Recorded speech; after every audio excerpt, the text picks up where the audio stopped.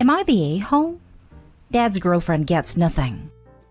My 36 female dad was always mean, bad-tempered, abusive, bullied anyone who would stand for it, which unfortunately included Mom, who was completely cowed by the time my brother and I were old enough to get out of Dodge. Our homes were always open to her, but to him, not so much. Then last year, he outdid himself. After a heart attack Mom devotedly nursed him through, he decided he had never really lived. Threw Mom out of the house they owned in joint names. She came to me and we were glad to have her, and moved in a girl known in the family as Dad's bimbo. Never held a job, no qualifications whatsoever, which is quite difficult to do in the school all the local families went to, including ours, at exactly 1/3 his age. I refused to believe she was attracted to him, the stereotypical bad-tempered, overweight, red-faced gammon. Well, it sucks to be the bimbo. He had another heart attack last month and died intestate. Under English intestate rules, the house is Mom's automatically, and the relatively small size of the rest of the estate means she gets all of that too. The bimbo, of course, gets nothing. So we went in, emptied the house of portable valuables, replaced Dad's big screen with a small portable, and served her 28 days notice to leave. She's blowing up about her rights all over social media in the small rural town we live in. We don't care. She says she gave up the council flat to move in with him and can't get it back. We don't care. She gambled and lost. Now she says she's pregnant. We don't believe her. It hasn't stopped her smoking and drinking. My husband thinks we ought to find out if she is carrying our half-sibling. We don't care. Even if she is, the kid is entitled to exactly 1/3 of what me and my brother are sharing, which is nothing. So are we the a-hole for ignoring this woman's alleged child? This is England, so she won't end up on the streets, but she won't get my mom's house and garden either. Now for the top comments. Not today, home. I like your style. In fact, I'd go one further and tell her that if she is pregnant and she won't stop smoking and drinking, then you'll have no option but to report her to your local social services department, who will investigate if they need to get a child protection order when the baby is born. That should get the truth out of her. I should point out that I don't think she is pregnant either, nor is that something social services may be willing to do. But she won't know that. Honestly, doubt she's even having a child as well. She's probably just saying that to draw you guys in. It's a bit invasive, but if she wants to make a stink, get a court order to have her tested for pregnancy, and if she is, then report her for drinking while pregnant. Not an a-hole. Call her bluff. Take a pregnancy test to her. Do not believe her saying that she went to a doctor. Tell her you need to see said proof of pregnancy right now. If she is, let her know a DNA test is needed for proof that said child belongs to your dad. She still needs to vacate the property with a proper eviction notice. I would address her social media rants with, "Oh, you have rights as a mistress to a known married man? Please show us where." Always call people out on their bluffs. Everyone sucks here. You clearly have some issues with an absolute stunning and skin-crawling level of misogyny and hatred towards women. The level of hatred for and objectification of your late father's girlfriend in this post makes me seriously fear for women around you. You sound like the next incel mass murderer. Get help. It seems to me you have reading comprehension problems. The OP is a woman, and the dislike is towards one person, not women in general. Next story is titled, "Am I the a-hole for telling my stepson that my love is conditional?" My late husband Derek, 56, and I, 52, have 2 children, 14 and 16 together, and one stepchild, Damon, 28, Derek's son from a previous marriage. Damon has never gotten along with me, and I've come to terms with this long ago. I tried bonding, I tried backing off, I did everything but divorce his father. When his father was alive and he lived with us, Damon would tell me he hated me, tell his therapist he wished I was dead, begged his father to divorce me, and told his siblings he couldn't wait to move away to Israel and never see them again. He was 16 to 23 when this happened. I had grown to strongly dislike Damon, and would do my best not to involve myself with much of anything to do with him.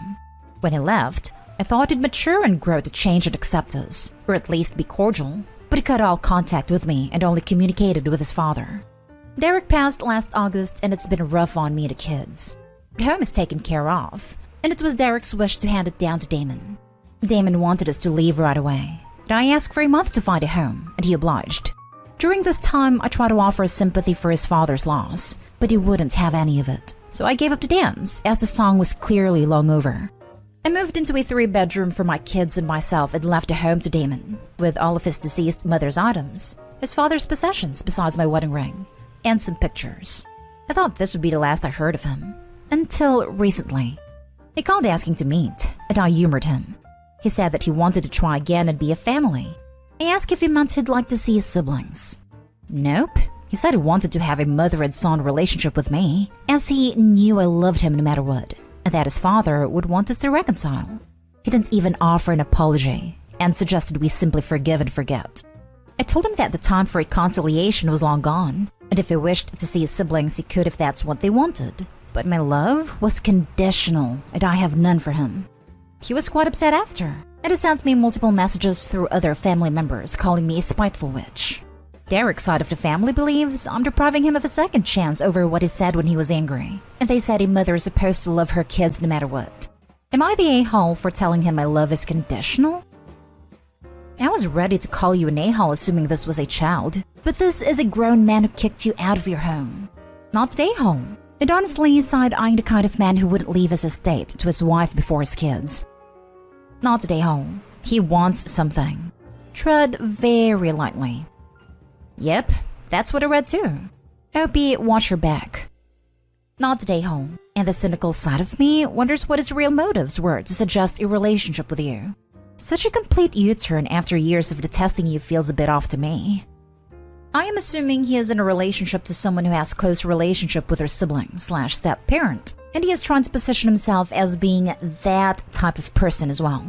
Imagine being 28, kicking your siblings out of their home, and then assuming the love of a step-parent you treated like trash would be unconditional. Not today, Opie. Maybe not. Assuming that you came into his life when he was 16 and then had 2 children soon after. Not sure when his mother died, but he probably felt as if him and his mom were replacing him. As a parent, it was your duty to make sure to develop a relationship and to never give up on trying. As an adult, you had a power in this situation. The post does not paint a picture of how you treated him. Your account can never give us a whole picture. Your husband was the a-hole for leaving your family home to only one child, and Derek was an A for having you move out.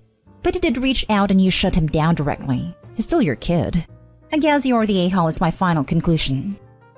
How could Damon be Opie's kid if he never considered Opie to be his mom in the first place? Next story. Am I the a-hole for refusing to make an exception for my brother's son to attend my child-free wedding, just because he's a rainbow baby? Hi. I, female 33, am getting married come October to my fiancé Derek. Wedding planning went okay, but as soon as we started sending out invitations, the problems began coming our way.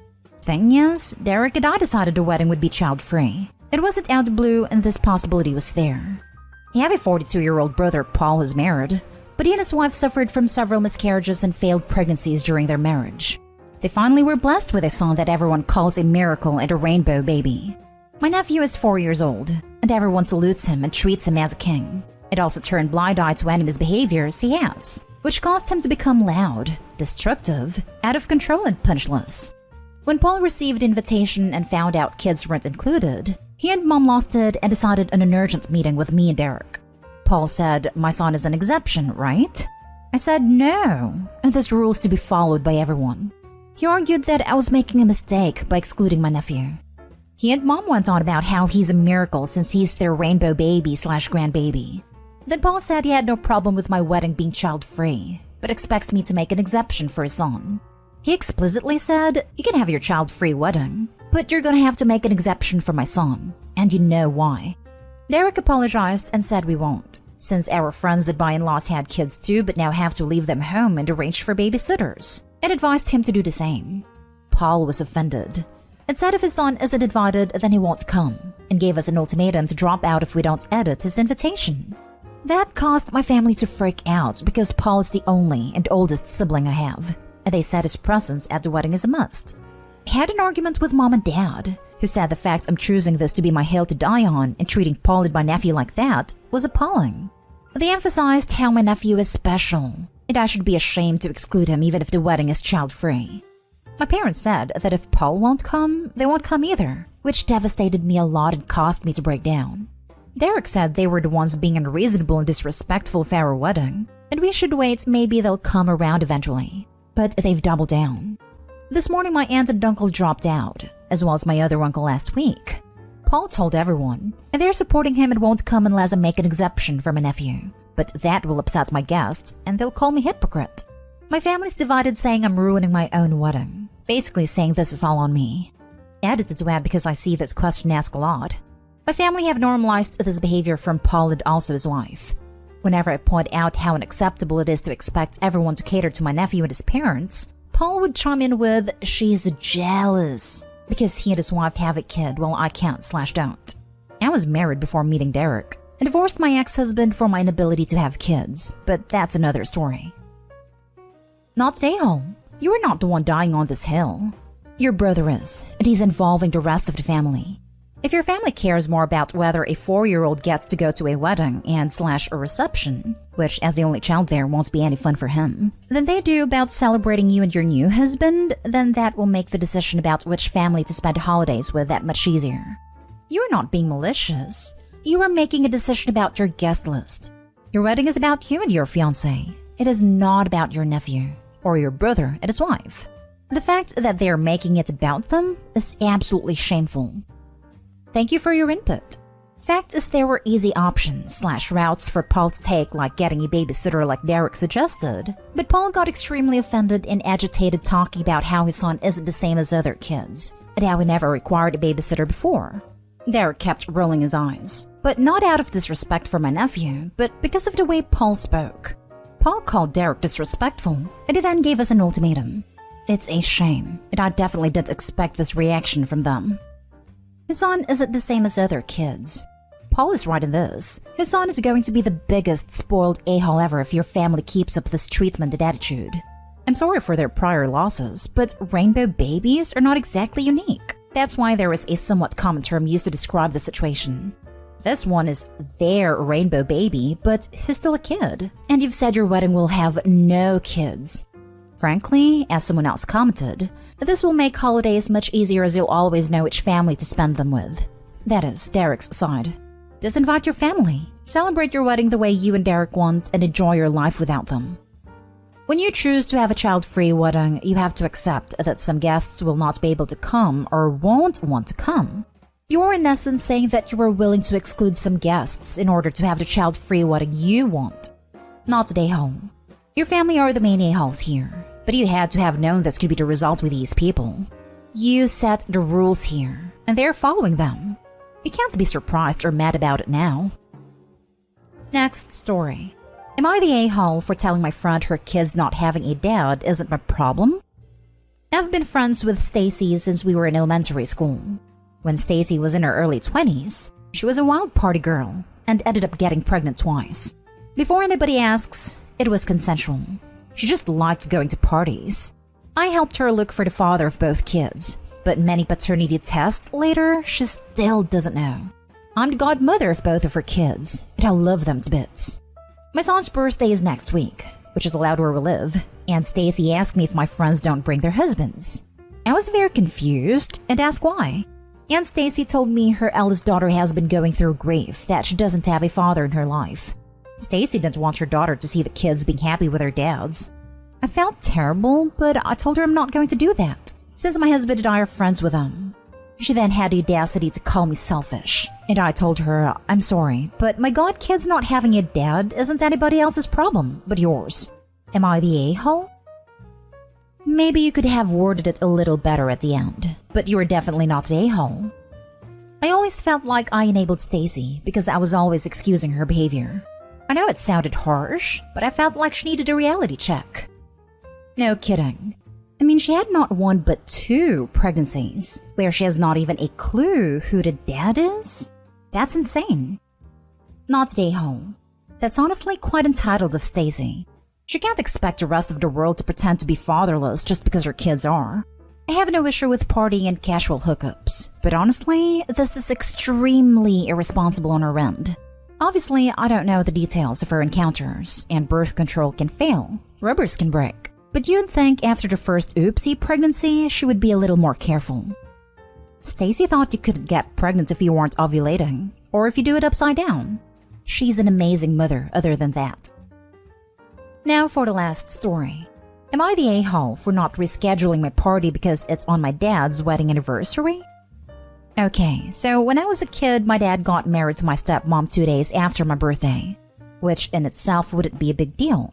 But it was a destination wedding, so I had to spend my 13th birthday packing and traveling. Which, whatever. It's only one birthday. Then when I was still a teenager, my dad's side of the family would just celebrate my birthday the weekend before, because of his anniversary.